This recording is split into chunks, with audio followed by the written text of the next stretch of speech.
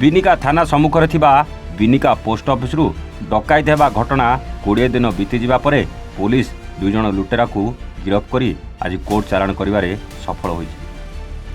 ଗିରଫ ବ୍ୟକ୍ତିମାନେ ହେଲେ ବରଗଡ଼ ଜିଲ୍ଲା କନବାର ଗ୍ରାମର ମନୋରଞ୍ଜନ ସେଠ ଓ କାଇଁଶ୍ରୀ ଗାଁର କୀର୍ତ୍ତି ପଞ୍ଚଭାୟା।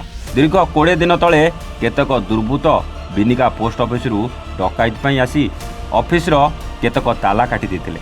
ହେଲେ ଅଫିସର ଟ୍ରେଜେରୀ ଲକ୍ ଖୋଲି ନ ପାରି ଫେରି ଯାଇଥିଲେ। ସକାଳ ପାଇବା ପରେ ଘଟଣା ଜଣାପଡ଼ିବା ପରେ ପୋଲିସ ତରଫରୁ ଛାନଭିନ୍ ଆରମ୍ଭ ହୋଇଥିଲା। ଏପରିକି ସାଇଣ୍ଟିଫିକ୍ ଟିମ୍ ଆସି ଅନୁସନ୍ଧାନୀ କୁକୁର ଦ୍ୱାରା ତନାଘନା କରାଯାଇଥିଲା। ପୋଲିସ ତରଫରୁ ମଧ୍ୟ ତଦନ୍ତ ପ୍ରକ୍ରିୟା ଜାରି ରହିଥିଲା। 20 ଦିନ ପରେ ପୋଲିସକୁ ଚୋର ଧରିବାରେ ସଫଳତା ମିଳିଛି।